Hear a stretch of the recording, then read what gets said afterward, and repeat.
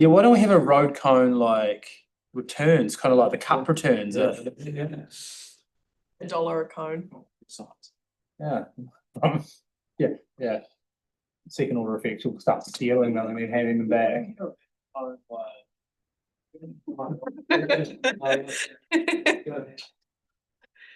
You're second that, man. I could. All right, let's go.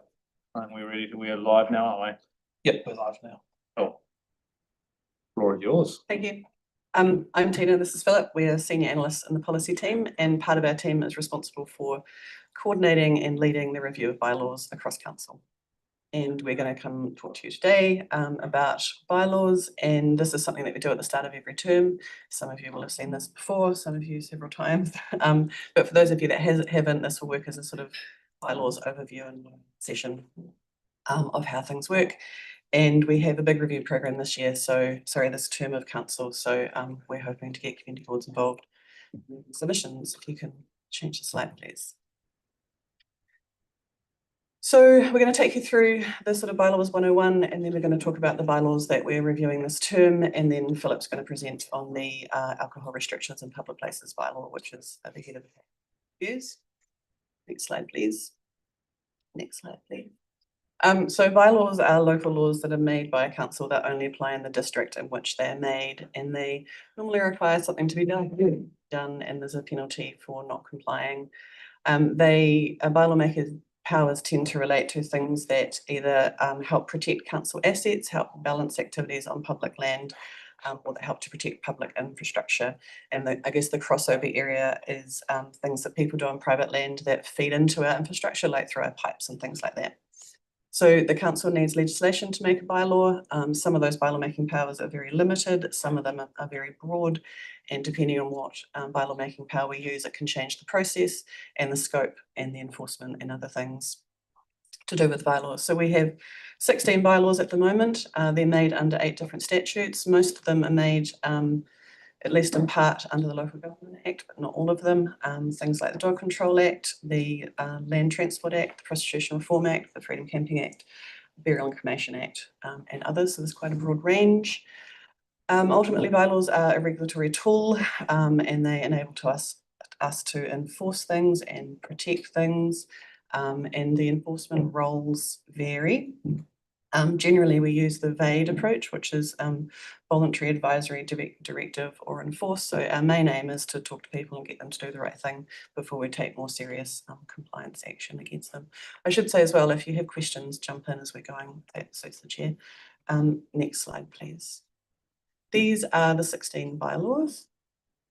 They're all a little bit different. So several of them can only be enforced by the police. So we have a partnership approach when we make them. So the alcohol restrictions in public places bylaw, and the cruising and prohibited times on road bylaw, which is sometimes called the Waimāero bylaw, and also the moving vehicle parts of the traffic and parking bylaw. So they are only able to be enforced by the police. We have a specialist enforcement team for the parking parts of the traffic and parking bylaw, and the animal management team deals with the dog control bylaw. And Freedom Camping is the only bylaw where we use an external contractor, and that's because of the hours that the enforcement action happens, which is in the evenings, and it's because that's largely about camping overnight. Does anyone have any questions about any of those? Where's the signage bylaw? There isn't a signage bylaw. The public places bylaw regulates some activities in public places, including advertising and obstructions, but otherwise the district plan covers a lot of the signage matters. Right, so there's not a bylaw for signage.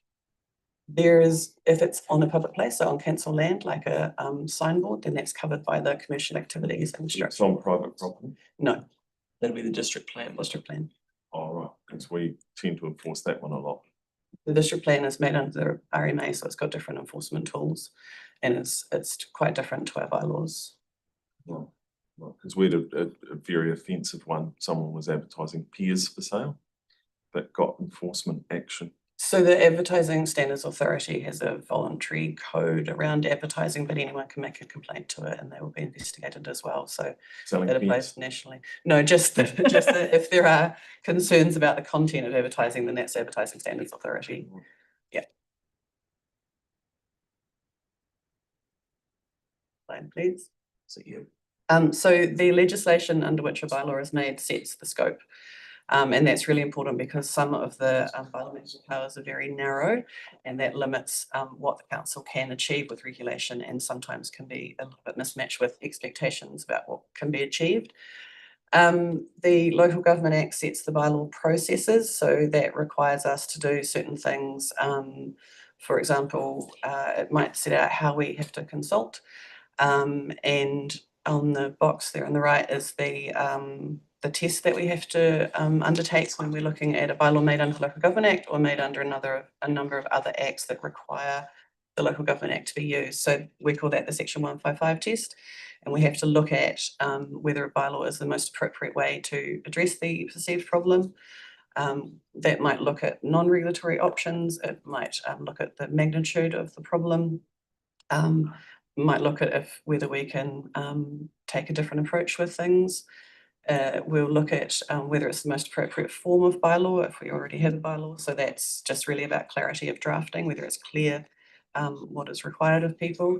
And then we have to do the New Zealand Bill of Rights Act assessment for bylaws made under the LGA.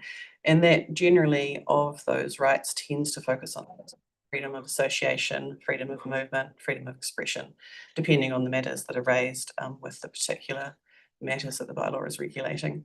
And we have to do that test when we make a new bylaw and also when we're reviewing bylaws. So we have to sort of review more or less starts from scratch and looks at all of the issues and has to weigh them up. The general principles of bylaws there. So when we're making bylaws, they can't be ultra vires. So that means outside of our legal powers. So that comes back to that bylaw making power we talked about at the start. They can't be repugnant to the laws of New Zealand, which means in conflict with laws that already exist. They can't be uncertain, so we have to be clear about what is required of people or what's expected, and they can't be unreasonable, and that there's a lot of case law on what reasonableness is in a regulatory sense.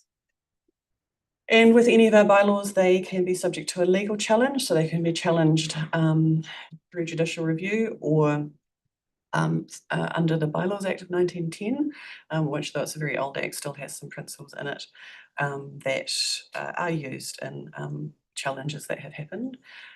We have only had one bylaw challenge, and that was in 2005, to do with our brothels bylaw, and that was to do with the regulatory scope. But I think that was one of the first bylaws made in the country under the Prostitution Reform Act, so everybody was learning at that time what regulatory scope was. And with a judicial review, bylaws or parts of them can be quashed, and then council will have to change it too. Next slide, please. So the legislative review cycle requires that bylaws are reviewed once within the first 5 years of being made, and then at least once every 10 years after that. The council operates a 10-year timetable that coordinates the review of all of those 16 bylaws, and sometimes we'll review a bylaw when it is due so that we can stagger those pieces of work. And we also manage them so that we're avoiding election periods and LTP time and other things where the council has a lot of work engaging the public. So it takes a little bit of work. And as I said earlier, the review process is the same as making a new bylaw. It's quite a substantial piece of work, and it can take months for us to undertake that process. The main part of the work to start with is the internal process where we review the bylaw. Sometimes I should have said earlier that bylaws are owned by operational units across council, depending on the subject matter of the bylaw. And so policy will work with the operational staff and with the legal team to review the bylaw. We'll do a literal clause by clause where we go through every clause in the bylaw and document and weigh it up and look at how it's working. We'll identify any new issues that we might need to look at regulating. Sometimes we'll look at issues and advise that we can't regulate them or that they won't be effective. And we provide that analysis and advice to council and prepare all the documentation, which is quite hefty with these bylaw reviews. This term of council, the Policy and Planning Committee will make the decision whether or not to, whether they're happy with the review and whether we can proceed with consultation.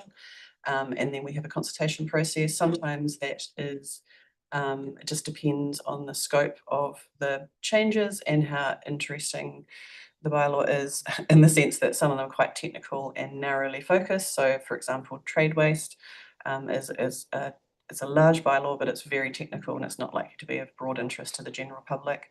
Something like the alcohol restrictions in public places bylaw, freedom camping bylaw, and dog tend to be of quite high public interest, and the public places bylaw as well. So we'd do a larger consultation process for that. Also, some of the bylaw making powers will require us to do the special consultative procedure, whereas others we can just give effect to the consultation principles in the Local Government Act.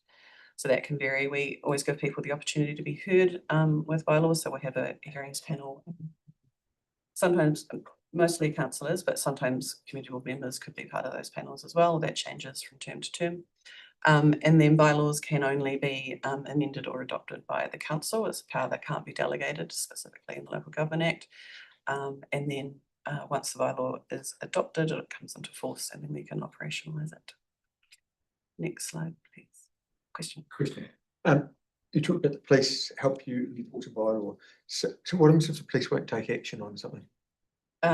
For some of them, the point I was making was that they can only be enforced by the police. The council has no legal power to enforce. We say, oh, we're too busy. So, for example, the alcohol restrictions in public places bylaw, that can only be enforced by the police. There's nothing the council can do, or we have no legal power to take enforcement action for that bylaw. So it's variable. Is the point there, and it goes back to the bylaw making power and the legislation, and links to how the enforcement works.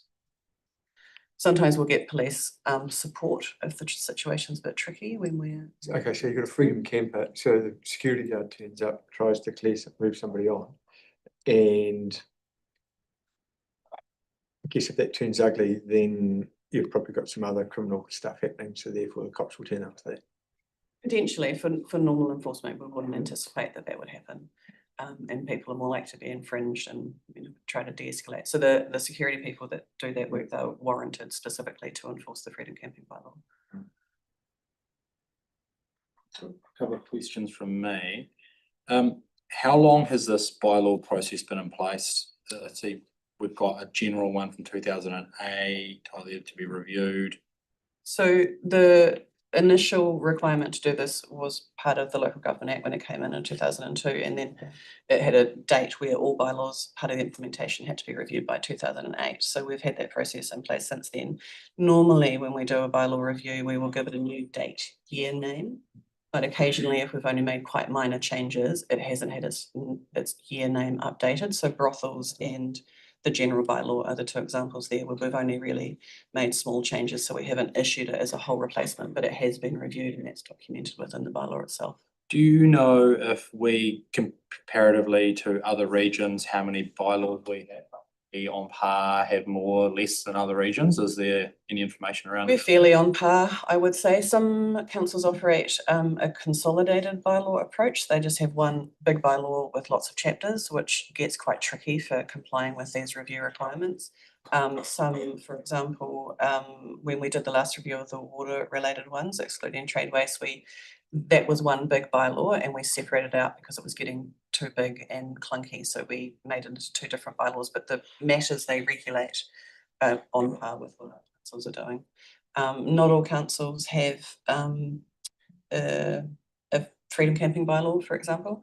All councils must have a dog control bylaw required in the Act. Every council will have a version of a traffic and parking bylaw because that's where you get the legal mechanism to resolve things around parking and yellow lines and one-way streets and things like that. So there are some which are dictated that you have to have, and then you have flexibility around others. Yeah, it's a bit variable. Brothels, there's not that many councils that have brothels bylaw. Marine, river and lake facilities as well. That's, we're coastal. But activities on the water in that sense are covered by the harbour master, as a regional council responsibility. But that one's about protecting our assets because we have slipways and ramps and boat access and wharves and jetties and things like that. One more from me. On any bylaw reviews that have happened, have we ever removed or like potentially massively reworked any bylaws?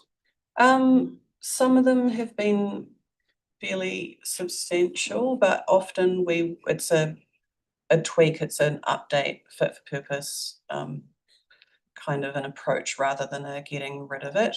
But we do have to assess whether the bylaw, whether we need to have one or not. Technological or cultural changes or something that might change the way things. Yeah, I guess also, sorry, I should mention that this is the bylaw review program, which is the scheduled reflection of what we're required to do by legislation, but we can also amend a bylaw at any time if it aligns with the parameters of the Act and there's an operational need or is identified with some purpose. And we have sometimes amended bylaws because we're required to by legislation. So for example, there was a change to speed limits and how they're set, and that had previously been a bylaw mechanism, and the legal mechanism changed, and so we had to revoke the speed limit setting parts of the traffic and parking bylaw because of the road user rule had changed. And we made amendments to the freedom camping bylaw as part of the Self-Contained Vehicles Legislation Act that amended the Freedom Camping Act. So we can set our own bylaws within a certain framework. There are some things we have to have, some things we don't. But from a top-down perspective, they can push any change they like down on us and then make us change them if necessary.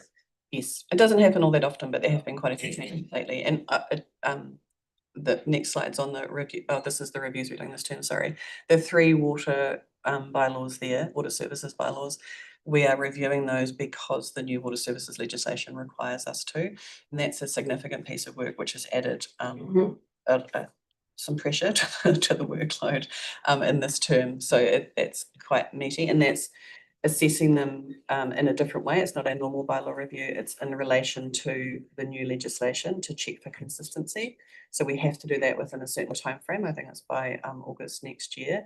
And then we have to make those changes within 3 years after that. So that's a slightly different review because of that changing legislation. One very last short one, hopefully. Are there any new bylaws in development at all? Philip's going to talk to you in more detail about the alcohol review. I've just covered the water ones. Traffic and parking bylaw is quite a large and complex bylaw. It's a heavily used bylaw in the sense that it's administrative and procedural. It's used by community boards often. It's how you get that legal mechanism to do some of the work that you do. So some of that won't be changing particularly much because it's all quite standard, but there will be some adjustments that we're proposing. We haven't started that review enough to come and talk to you about it yet, but we'll be doing that a little bit later in the term. That one will be reviewed with the Stock on Roads bylaw because they both cover matters, activities on the road. The general bylaw there is a small technical legal bylaw that kind of applies to and is incorporated into our other bylaws.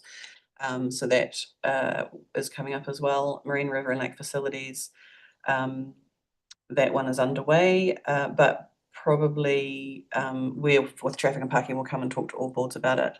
Marine, river and lake, we probably won't because it's largely coastal, but if you have any questions, you can let us know.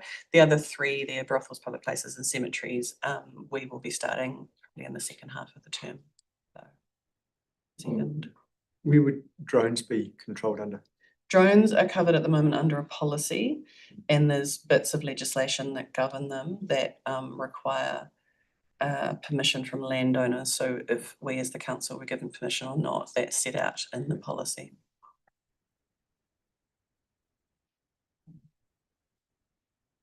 That's all I have on that. So any more questions, I'm happy to answer them. Otherwise, I'll move on to Philip for alcohol restrictions in public places. Move on. Thank you. The purpose of this section of the presentation is to provide you with information on alcohol control bylaws generally, our current alcohol bylaw, alcohol control bylaw specifically, and the public places in this community board area in which the bylaw applies. I'll also explain what's involved in the review of the current bylaw and how the board can provide input. There's quite a bit of ground to cover on this. So the 3 main things to take away, please, is that alcohol control bylaws have a specific and limited purpose. controlling the consumption and possession of alcohol in public places. The process for making alcohol control bylaws is set out in legislation, which requires that we have to meet certain criteria before we put those restrictions in place.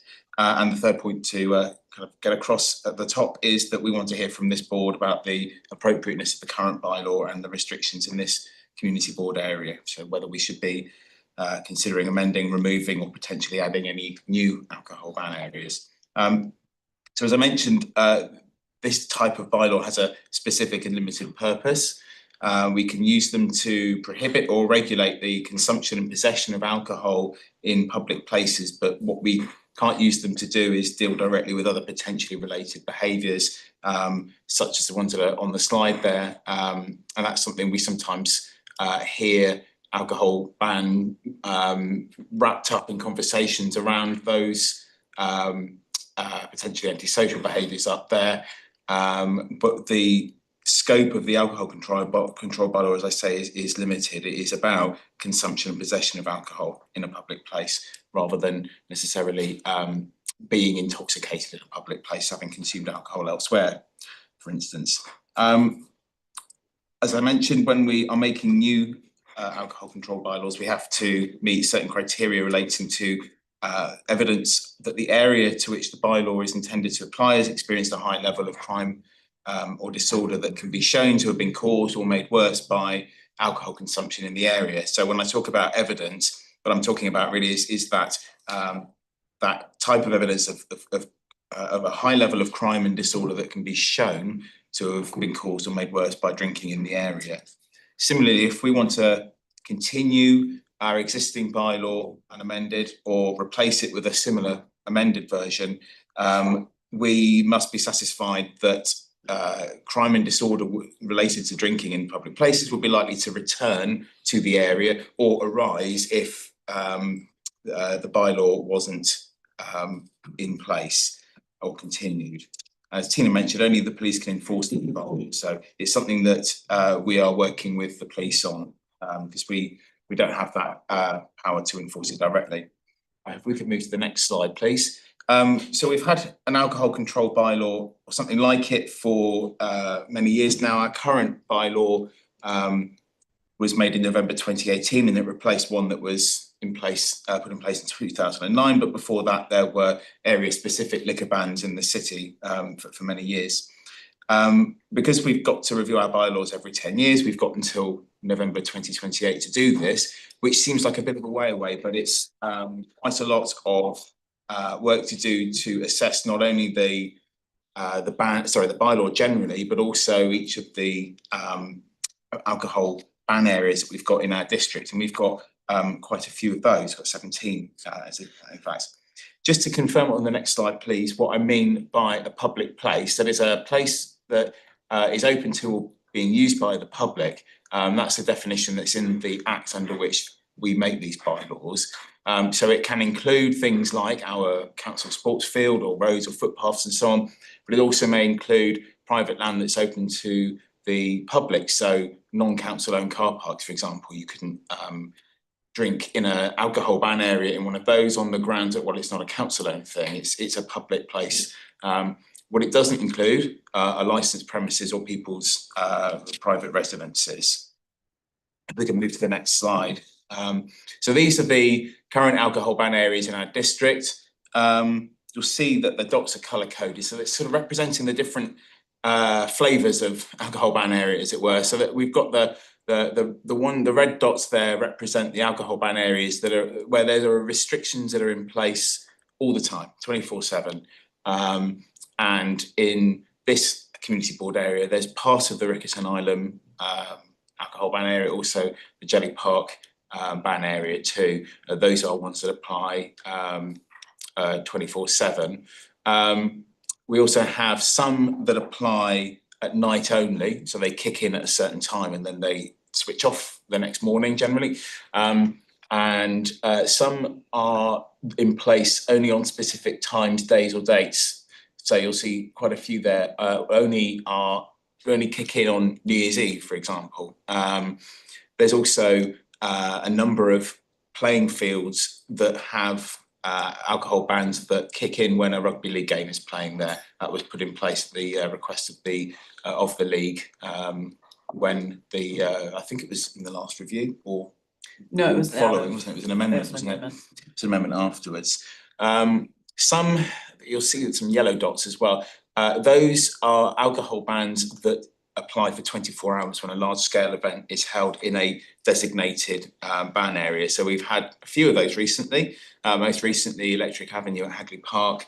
So for 24 hours, if the event has been nominated for one of these types of alcohol bans, that would give you a 24-hour period where you couldn't drink around the area. You can drink in the gated area because that's a licensed area. What you can't do is then drink in the surrounding parts of the park.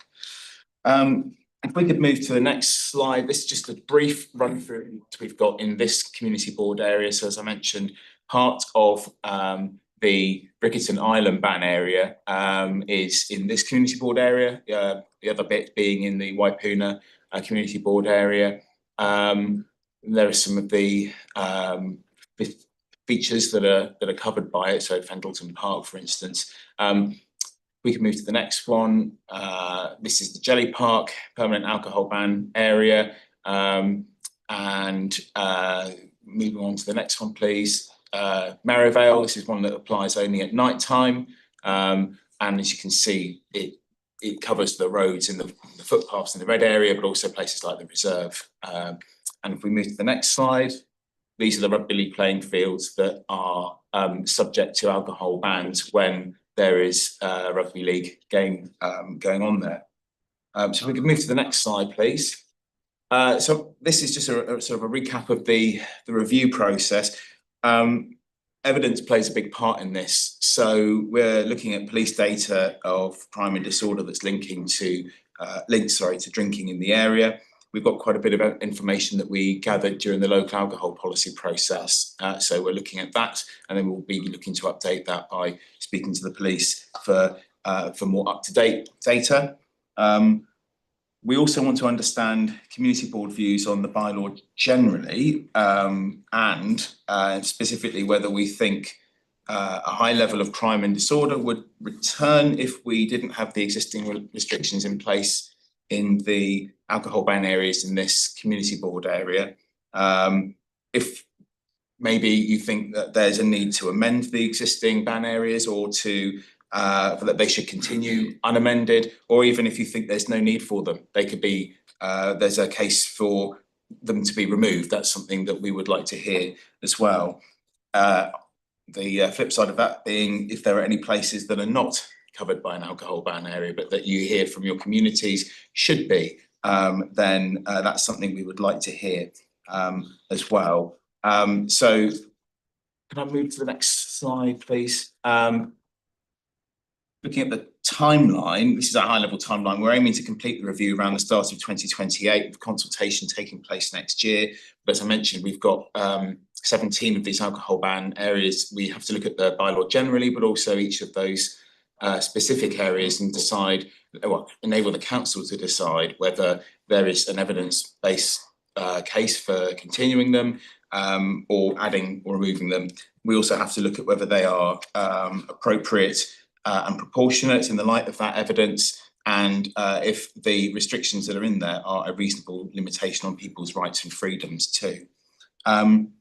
So we welcome any initial feedback the board might wish to give now, or if you wish to follow it up in writing after this presentation. We're still at an early stage in the review, so we're not in a position yet to say these are our proposals, what do you think? But we do plan to provide community boards with a memo that outlines our early developing thinking, and at that point community boards might want to request a follow-up session or just reply to us in writing with some initial views. In any case, boards will be able to make their submissions on the proposals when we go out to consultation. That's it for the alcohol bylaw. We've come with this one because it is starting now, it's underway, and it's quite a biggie, and it is quite high profile, so that's why we've dedicated a little bit of time to go through it in detail now. So take any questions if there are any. Yeah, so do we have the option to consult the public on just all public places are an alcohol ban, just to make it simple? No, No, I mean, they are supposed, they are intended to be exceptional restrictions, I think, rather than restrictions that So apply. drinking in playgrounds is all right, that kind of thing. I don't think that's the direct intention No, to the act facilitate is that, but quite- Most playgrounds are allowed to drink in it. it's got one of the highest evidential thresholds that we need for a bylaw, so we must have evidence of a high level of crime and disorder related to alcohol consumption in public places in a place to regulate it. So we can't just. So make it- that's only the alcohol bylaw that has the high threshold, other bylaws just willy-nilly. It depends on the bylaw making power. So this particular one, the section 147, Act has very tight criteria. So when the Sale and Supply of Alcohol Act came into force a while ago, part of that involved amending the local government to tighten up how many alcohol ban areas councils were putting in place, and it made the threshold higher. So we banned smoking in playgrounds, but we're not gonna ban drinking in playgrounds? So the smoking is a policy, it's not enforceable. Right. But the bylaw making power is limited in terms of the regulatory scope of what councils can do. Right, because it's hard to explain to people that you're allowed to drink everywhere, and that bylaw is hard to change. Yet we have bylaws that stop people from having a sign on their own fence at home for their own business. I'm not sure of the damage We don't there. have bylaws for signs on fences. What's that? We don't have a bylaw that restricts signs on fences.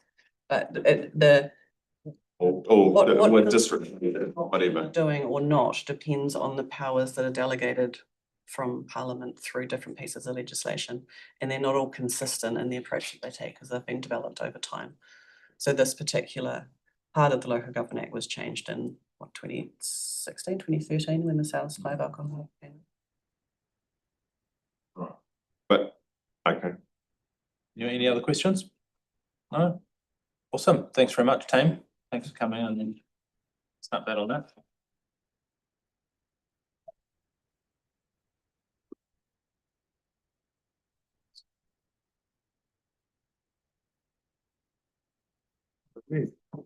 You've seen box of empty woodies at the playground? Huh? Taking the kids to the playground and seeing a box of empty woodies. Once or twice. Don't see the value in. Right, Okay. that we have the Norwest Arc section 3, Aldingy Road. We have Jennifer and Tom and This is Daisy. Daisy. So, hi, I'm Jenny Rankin. I don't know if I've met some of you before. I tend to stick with, unfortunately, some bigger projects and some hairy ones. So some of you will recognise me.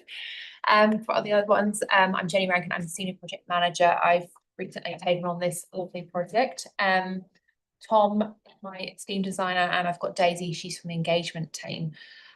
So we're coming back to you with this project. Some of you will be aware of it, some of you may not, but this particular section between Island Road and Brookside Terrace has been to you before. So if we go to that one there. So in February 2022, this section was consulted on and approved by council. However, in October 2023, there was a curve and channel assessment undertaken, and it identified that both sides of the road, there was sections that would do with a full curb replacement. That triggered a need for us to go and look at whether the design that had been approved still met with kind of what was kind of proposed. And that, in line with a 3 waters renewal upgrade that's proposed in the area, kind of made us kind of have another look at what we could do in the area to make sure that we were doing a one dig approach and that we were taking the opportunity to get the best outcome for everybody. So if we go to the next slide, this is what was previously approved. So what you can see here, it was a 2-way on the northern side of Aldingy Road, and there was some parking retained on that south side, some decent carriageway width for cars going either way. And that was generally acceptable and absolutely fine. What we didn't know at that time, though, that was curb replacement requirements required anyway, and that 3 water work and renewal would need to take place. So what we've got now, if we go to the next slide, is our proposed option. So the main difference here is we've kept that 2-way cycleway that's retained, but what we've gained is some additional parking on that north side. And that actually lines up quite well with some of the community feedback we received the last time round, because they wanted to see a bit more parking. So instead of I think it's a 50% loss of parking, we're back to retaining 80% of the parking along there. So it's quite a good outcome in that respect. We've also retained some parking on that south side, and retained some kind of trees on that south side. So what the main difference there is that we have lost those silver birch trees on that northern side, and some power poles will need to be relocated. So that's 34 trees needing to be removed and 11 power poles needing to be relocated. Again, in line with consultation with feedback we received, quite a few residents didn't really like those silver birch trees on the northern side. So we don't see it being too much of an issue in terms of the loss of those trees there. So if we go to the next slide, that just shows you kind of generally how it would look from length to length. So it ties in really well and keeps that level of service we've got to Jelly Park. So the two-way cycleway to Jelly Park, and it also tie in with that bit we've just finished construction on Orangi Road from Brookside Terrace through to Condell Avenue. So maintaining that north side two-way cycleway is consistent with that, and it just ties it all together quite well. So go next slide. Just before we do that, can we go back? So the picture at the bottom though doesn't show the updated car parking. It has, yes, it has both parking on there. If you Looks like it's Bottom right of the picture. yeah, so there's only one car in it. So the black car, there should be two black cars. So where the cyclists are. no, so between the black car and the right and the white car on the right, there's technically another space there. I think that's what you're saying. But Two black cars. Yeah. the picture isn't great. Yeah, the picture's not great, so that's why I had the better one before. This is good. Look at the bottom. Yeah. So Yeah, no, it's Yeah, so it should have this one here. You're going to, oh, sorry. There. Forecast. Yeah. It's just a black car missing. it's just a black car missing, yeah. We can get that popped in. So if we go back to, and the next slide again. So this kind of gives you a bit of a breakdown of what's changed. So that existing approved design, there was 51 car parks, and now we've got 82 car parks. There was 21 trees before that were going to be removed. Now we've increased that to 34. And again, what this kind of doesn't or does tell you is that the benefit of doing this is that there is going to be that street renewal at the same time. So there's going to be an increased level of service on a whole range of things, as well as getting in a MCR network. We're actually street renewing at the same time. So these people benefit from new footpaths. There's deterioration in those footpaths from the trees that are growing overhead. The roots are coming up, and it's due for its renewal anyway. So this will all get a renewal at the same time as getting that MCR. It's a bit like the Orangi section from Brookside through to Condell Avenue. It will all be done at the same time. So it's a one dig approach. Means that we can get into that area and do some of those side streets at the same time and make sure we're kind of doing them properly all at the one time. And next slide. So just, we'll get a question in a minute. Just in terms of the next steps, ideally what we want is to go out, Daisy and I would like to go out and deal with some of those key stakeholders we met the last time. New Generation Church particularly had some quite strong concerns the last time, as well as some of the kind of key people in the area, the schools and things, just to make sure everybody's happy and do some pre-engagement. Then we'll go out and do a formal consultation again and take it back for formal council approval. So that's kind of our next steps. I'm happy to take questions. So I've just got one question, just with the comparisons of options slide. We've got existing approved design and recommended option. Can we take out these 31 additional car parks in brackets when we go up for consultation? Because it looks like we're adding additional car parks when we're not. Thank you. Karen? So this is quite a surprise, because this is where the board tried to get to originally and got voted down by council, and the mayor door knocked every single place, and this is what people wanted. So it's good we're heading back to the future, but So why's this suddenly happened, but we couldn't do this a year ago? So at the time, we didn't have the curb and channel assessment undertaken. So we've gone back and had that in 2023, that was done. And that caused us to go, okay, well, if that needs doing, what else needs doing? And so Three Waters were like, well, actually, there's a limited lifespan on that water network there. We'll go and do that at the same time. If you're going to be doing that, that means the curbs have to come out anyway. So Normally when we do cycleways like those, because that's quite an expensive one, what's the MCR? Do we not check the waterways underneath? we wouldn't have needed to have done that had we not been doing the curb and channel renewal, because it's on a different alignment. But if we're doing the curb and channel anyway, we may as well go in there and get those water services. So the curb and channel was the key trigger. You wouldn't have had to rip up the cycleway if you'd then figured out later on that. But do we not check, do we go, oh, we're gonna do this new road design, let's just double check the state of the pipes? Do we So, not do that? so it was off from where the water renewal needed to take place. So they could have come back in a couple of years and dug up. the Or road. done it without digging Done up? it without digging up the MCR. But now that we're digging up the curb anyway, we may as well get them to come and do the full thing, and we may as well make it one pass approach and easier on everybody, get it done, get it Okay, done. and the 1.2 increase, is that because of the cost of the sewer and water main? So that's based on going from 2022 costing to now. So there's and taking out some of those power poles and extra trees and things. So that 1.2 million increase is almost like what it costs at today's rate. So an inflation adjustment and the additional changes, that's not incorporating the curb and channel and the. Yeah, so that will be under a different budget. The curb and channel will be under a street renewal budget. Right. So this is purely the MCR cost. That's So, comparable to current market rates, South Express, the one we just constructed, what we've put out to tender on recently, that's based on our current market meters, linear meter rates.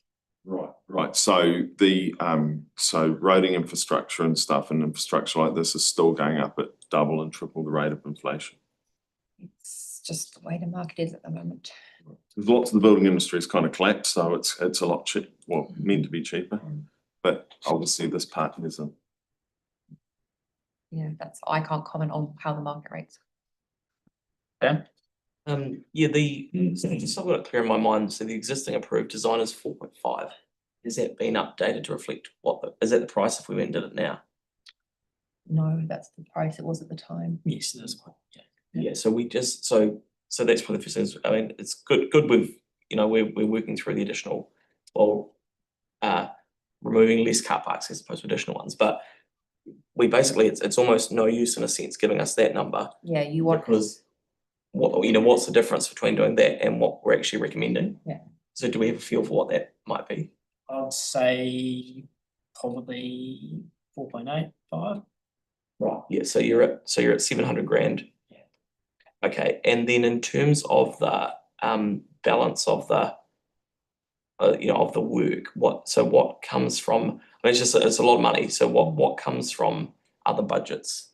Is this an additional cost overall to the ratepayer, or is this coming from, like, have you gone, hey, the curb and channel, if that's now 5 mil, you're saying 700 grand relates to curb and channel and the power poles, which comes from an existing curb and channel? So there'll be an existing curb and channel budget, yeah. So Yeah. we have, that's a separate kind of budget that pays for, this is, so it's a street renewal program. Yeah. So we'll, the money out of the street renewal program will get shuffled around to go, okay, well, what's the priorities? We've got to pay for that there, pay for that there. Yeah. And that's doesn't have an overall impact on the rates because it's contained within that available budget. Yeah, I guess we just need to be really careful when I've got a question on consultation as well about how we frame this up, because I mean, the way that presents, and we are in public session now, aren't we? So that if the original board sort of approach is $1.2 million higher, when obviously it's not, and yet so if you were to run either of them, you'd be at 5 million plus the additional enhancements which are coming from another budget. So can we just pick that up?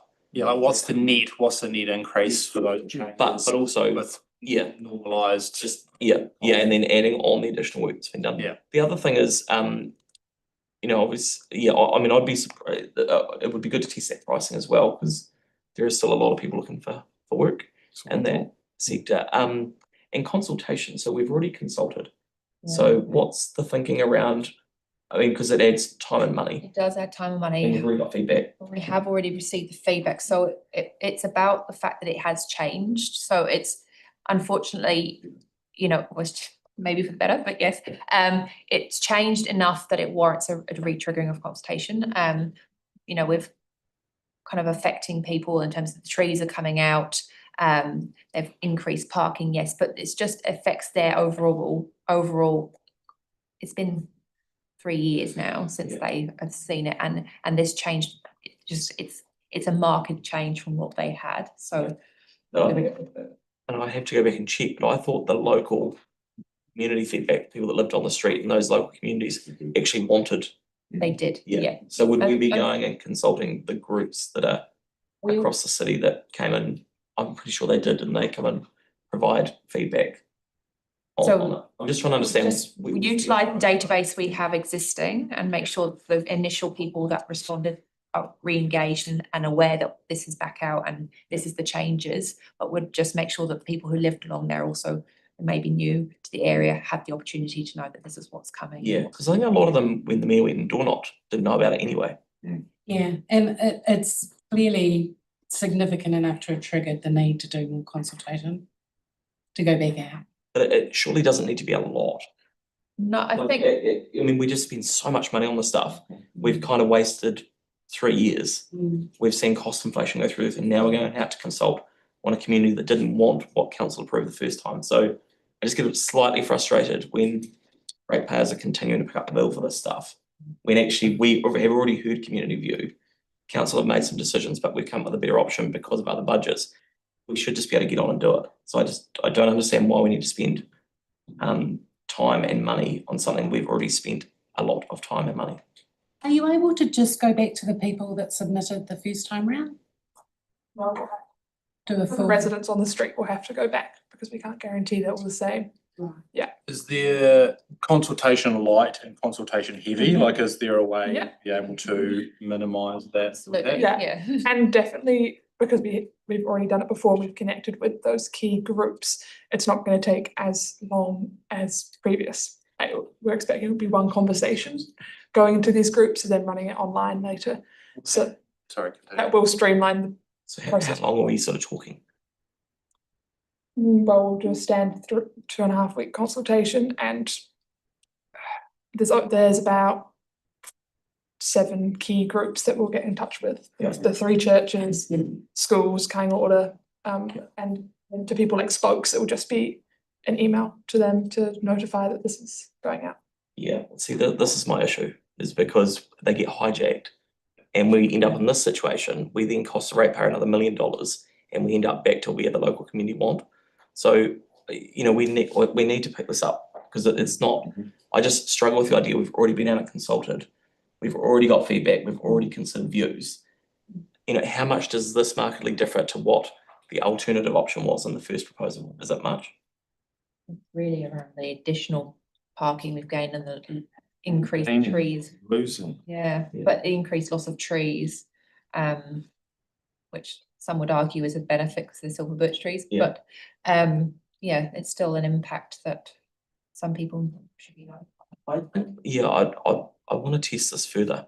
It just seems really, you know, because you guys come up with a good idea, which is great, and we're getting on with it. I just don't understand. Would you rather it was an informed and as a result of the feedback we've gained in the last couple of years and your feedback we received a couple of years ago, this is what is going to be proposed for outside? Yeah, and let's just have a little gathering at the local, you know, church if we go to a Republic little session on it, or we'll do it here. You know, do something here where if people want to come along and share their view, it just worries me we go and consult again and again, and at some point we just need to kind of make some decisions and get this stuff if we want it built, or else we just leave it.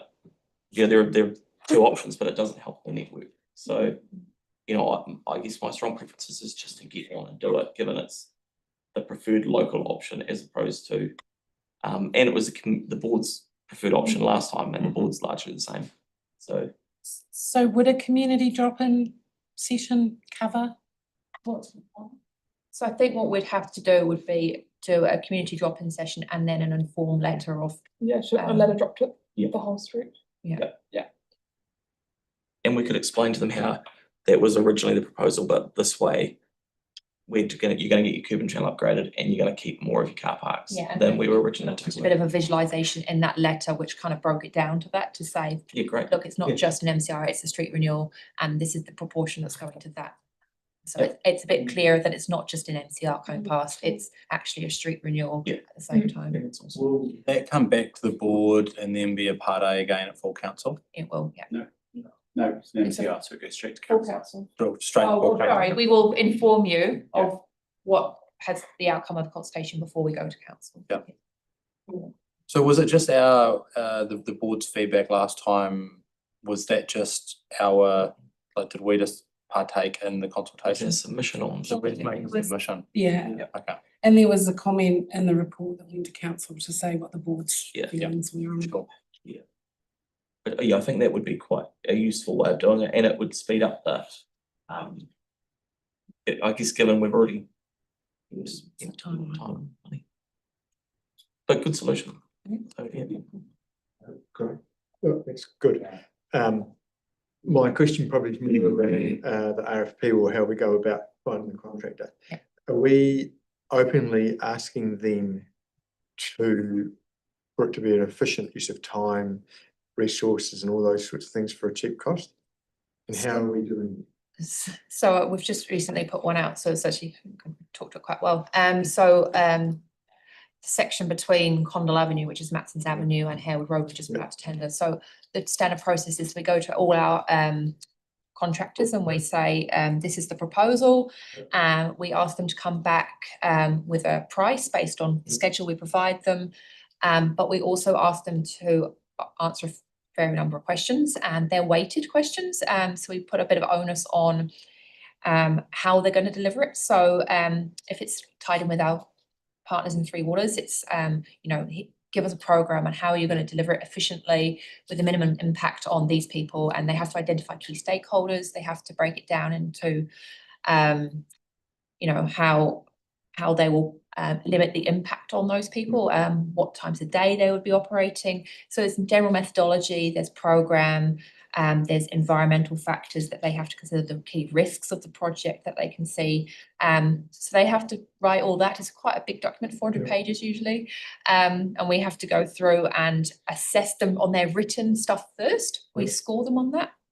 And then they get that score, that goes to the side, and then we open up their pricing. That pricing is very independent. We only ever open up the pricing after we've done the scoring, because the scoring can influence the pricing. So they might put the lowest tender in, but their score on what they've written in terms of the methodology or their programming may actually influence the fact that it's going to be slightly higher if you add in the fact that you're going to have to pay a bit more in the long run for that bit. So it's almost lowest price conforming, but it's lowest price conforming with certain criteria they've got to meet. Cool. So we put out, you build it this way, but what happens if they go, you drink, that's a crap idea. Oh, Let's do it better. they can, How are we receptive? they can submit alternative tenders. They can submit an alternative methodology and ask that they can submit two almost. And so that's the one that we've sent out asking. And in your experience, how often have we taken the better idea? I can't comment on that without saying anything prejudicial. I can think of examples. I mean, the Harewood Road was one where the Super Week was not an alternative, but they came to us commercially in confidence and said, would you accept this? And we did, and they did it that way. So we do accept them, we do listen. We've got other proposals. I know we've got another tender out at the moment where somebody's come to us with an alternative. Because Wairangi Road, the shops and all those retailers, they're dark as anything. And I don't know if we did a very good job of making the works work faster. I think that's probably something where we let ourselves down. We could have had the contractor in there 6 a.m. in the morning through to 6 p.m. or 8 p.m. at night. We could have had them working Saturdays, because of all of that sort of stuff with little to no significant impact in the residents or that community, but actually the build time would have been significantly less. the impact on disruption of traffic would have been incredibly less. But yet, and I'm told from the contractors that they put those ideas forward, but actually deaf ears at council. So is that real or is that made up? That particular scenario is quite not unique, but it was very delicate because yes, we may receive a suggestion like that, but we've got to balance out the other complaints that we're receiving around lack of sleep from the noise. So who's going to bed at 8 o'clock at night? No one's going to bed at 8 o'clock at night. So yeah, well, okay, but 8 o'clock at night or even 7 o'clock at night is not as bad as midnight. So I think, you know, when we look at these things, I think there is potentially some people that used to be there that have had blinkers on that actually don't like looking at maybe the bigger picture. You know, an earlier start, 6 o'clock, our rubbish trucks are out on the streets at 6 o'clock in the morning. So why can't our contractors be out in the morning at 6 o'clock in the morning? You know, all of those things. If it was emergency works, and yes, the timeframes would be more confined for sure, but actually Saturdays, all of that roadworks had a significant impact in this area, you know, and around the retirement home there and all those areas. It went for months. And I think we really, you know, that is an embarrassment, I think, to how that project was run. I'm coming back. Typically you pay more for shift work, and you also have quality issues. So we leave it to our contractors, but if they propose something, we'll definitely listen. So I don't know where that information that you've heard has come from, but in my experience, we've not turned people down if they've come up with proposals like that. It's a viable solution. There was dewatering issues along that section, which made it definitely a significant factor in what we could do reasonably and affecting people's quality of life. The other thing is, so let's say a contractor comes in and then they go, right, okay, I've got the good idea, but they might be more expensive in bits and pieces. Do we then actually take that methodology and go back to the other contractors and say, well, actually, here's a better idea and maybe try and do it? Or is it always price driven? Because the methodology potentially could be a better way of working than the price. Good. It's a bit unfair on somebody if they come up with a proposal and you take the lowest price and then go and give the best methodology to them. That's not how we would work. Okay, are we learning from the methodologies, and that when we rewrite the next piece of roadworks like this, that actually when we go to our contractors and say, well, actually we used to design it this way, or we had an idea, but actually we want you to do it this way, and do those sorts of things. Absolutely. Like every time we rewrite it. So example of tender we just put out, you know, we've learned from Rickerton Road and Lincoln Road and other areas what we've done in the past where we've worked with our 3 water partners and gone, okay, well actually that worked really well. Try and take that to the next one and apply that in our tender documentation. There's always things that we learn from every job that we go, okay, well, we've learned that from this, we'll take it on for the next tender and try and avoid that happening again, and try and better it for the next time round. David, that's Aaron, did you have a question, mate? I did, just still on this. So does the community board have the power to just say no consultation, we'll just go ahead, given that that was the board's position and the public's position? I believe there's an engagement policy which Daisy will have to check it meets. When does that come up for review? Because Sam's point, It's gone. it's a complete waste of money. I don't know if anything. Yeah, I know that the review that has been brought up, but it's not a priority to be reviewed at the moment, apparently, by council. Well, it needs to be, because it's a lot of money. So I'll just bring another one, Yep. but okay, that was that. And then the other one was, so when it's signed off at council and it's $4.5 million, how does that change? Like council, you're making a decision as councillors for a project that looks like that design, and it's going to cost $4.5 million. But we're being told now it's not 4.5. Is it delayed or something? It's a new report. I'm writing a new report to council. It will outline what the key changes are, what the differences between what they previously approved, what the new approval will be, and it will have that budget box within it, which tells you that's what the previous one was. This is what the latest design, and this is the cost, and that's what you have to approve. But if you weren't switching to the curb thing, would it not be $4.5 million? It would inflate. So when we put things into the annual plan or the long-term plan, we put in uninflated numbers, and PMO and finance inflate those numbers into the future. So that's where it comes quite careful that we put the right years into them because they'll inflate them. And obviously that's just an average anyway. Signing off and not actually that accurate then. Because if we sign off a cycleway that's not being built for say 24 months, the price we're signing off is not real. Yes, but I mean, there's a level of uncertainty in the price anyway, isn't there? Because at that point, we haven't got a contract, so we're still designing it. So there's lots of the risks we don't understand. So there's always an element of uncertainty in those numbers there. They seem to go up rather than down. I think that's because they're the ones you see. They're not priced on like a present value calculation where they go, if we're delivering that in 3 years' time and the expected inflation rate's 3.5%, the current value of that, is that an approach? Yeah, so that's what I mean. So we go in and say it'll be 3.5 million and we say we would think it would deliver over, I don't know, FY 27, 8, 9. PMO and finance will go in and inflate those numbers by whatever they think the inflation rate will be. Yeah. But for the obviously they can be well out. Sometimes they'll put in 2.5% and the inflation rate's 10. Sometimes it's the opposite. So. Sure. Okay. Yeah, don't know how council inflation rates are. Will be. Yeah, there's